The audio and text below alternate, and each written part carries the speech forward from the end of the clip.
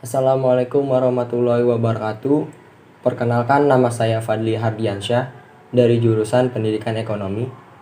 Saya ingin mempresentasikan materi tentang teori ekonomi mikro. Baik, langsung ke materinya saja. Teori permintaan dan kurva permintaan.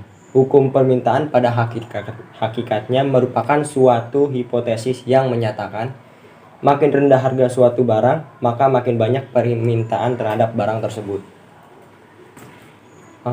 Pengertian equilibrium merupakan keadaan di mana kekuatan yang sering berpengaruh dalam proses seimbang. Tidak ada kecenderungan untuk goyah.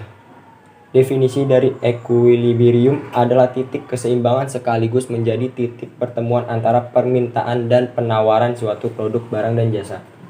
Jenis-jenis equilibrium. Equilibrium stabil terjadi ketika pasar dapat mencapai equilibrium baru saat terjadi perguncangan.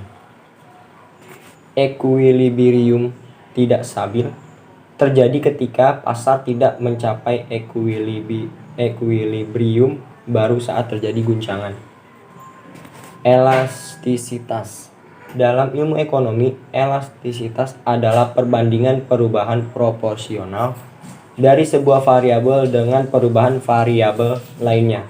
Dengan kata lain, elastisitas mengukur seberapa besar kepekaan atau reaksi dari konsumen terhadap perubahan suatu harga. Elastisitas dibagi menjadi dua, ada elastisitas permintaan sama elastisitas penawaran. Selanjutnya ada di teori permintaan konsumen kardinal. Teori perilaku konsumen merupakan tindakan yang berhubungan dengan usaha untuk mendapatkan produk, barang, atau jasa.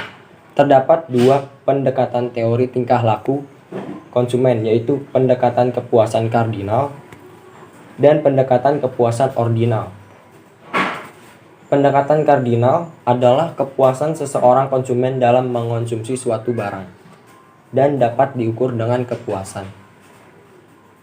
Beberapa hal yang harus dipahami dalam teori kepuasan konsumen. Yang pertama ada utility atau kepuasan. Dua ada total utility, total kepuasan. Dan yang ketiga ada marginal utility atau utilitas marginal. Pendekatan ordinal adalah manfaat yang diperoleh konsumen tidak dapat dinyatakan secara kuantitatif, tidak dapat diukur, namun seseorang dapat mengekspresikannya dengan kepuasan layanan tersebut dengan sikap baik, kurang, atau sama bila dibandingkan dengan orang lain. Jadi ke asumsi-asumsi pendekatan ordinal. Yang pertama ada rationality. Setiap konsumen diasumsikan bertindak rasional. Utility is ordinal. Berdasarkan asumsi ini, kepuasan ini tidak dapat diukur, namun hanya bisa dibandingkan. Selanjutnya ada transitivity dan consistency of choice. Konsumen senantiasa konsisten dalam membuat pilihan antara berbagai kombinasi barang. Satiation. Asumsi ini menyatakan bahwa konsumen menyukai barang yang lebih banyak daripada yang sedikit.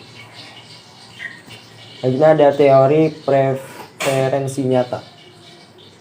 Teori preferensi nyata yang diungkapkan oleh Samuelson untuk menerangkan perilaku konsumen dalam berkonsumsi tanpa harus mendekatinya melalui daya guna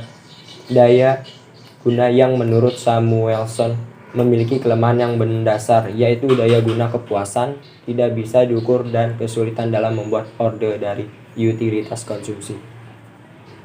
Dan ada asumsi dasar dari teori preferensi nyata sebagai berikut. Yang A ada konsumen bersikap rasional, B ada konsumen konsisten, yang C ada prinsip transitif, yang D ada preference axioma.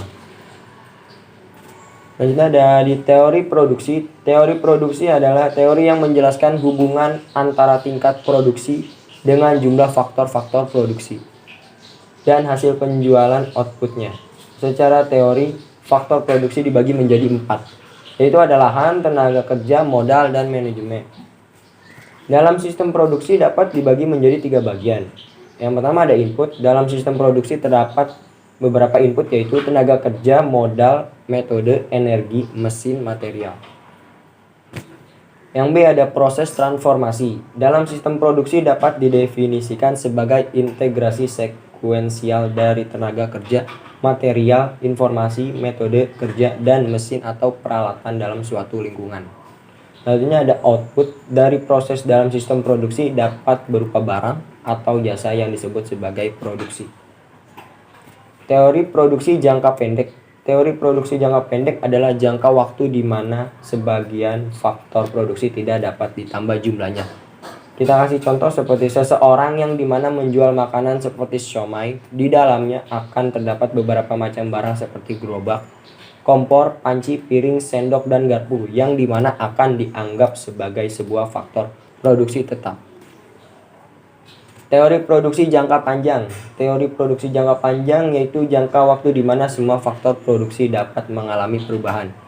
Nah, kita kasih contohnya ada di produksi pembuatan benang, produksi pembuatan kain, produksi pembuatan kendaraan bermotor.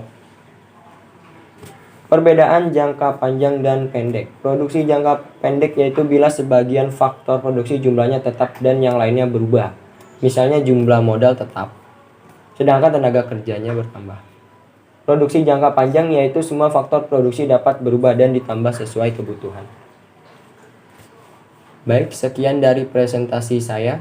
Bila ada kekurangannya mohon dimaafkan. Billahi taufik wal hidayah. Wassalamualaikum warahmatullahi wabarakatuh.